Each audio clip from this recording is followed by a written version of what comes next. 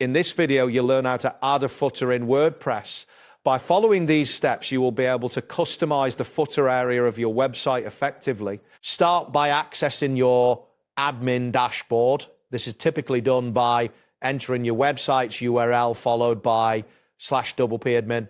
Once logged in, look for the menu on the left side of the screen. Next, click on the option labeled Appearance. A submenu will appear, and from there, select Editor.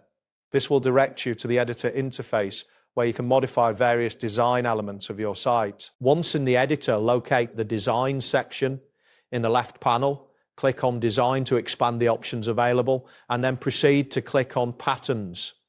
This section contains various layout patterns, including footers. In the Patterns section, search for the footer area. You'll see different footer options displayed. Click on your current footer to enter the editing mode. This action allows you to customize the existing footer according to your preferences. After selecting the footer area, click on the footer itself to highlight it. You will notice an Edit option appear. Click Edit to begin making changes.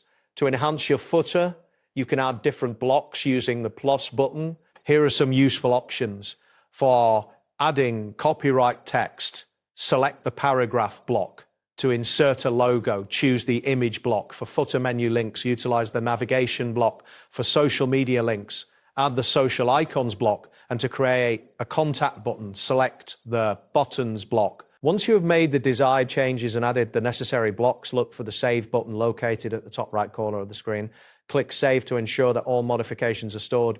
Depending on your internet speed, this process might take a moment, so be patient. Finally, visit your site to see the updated footer in action.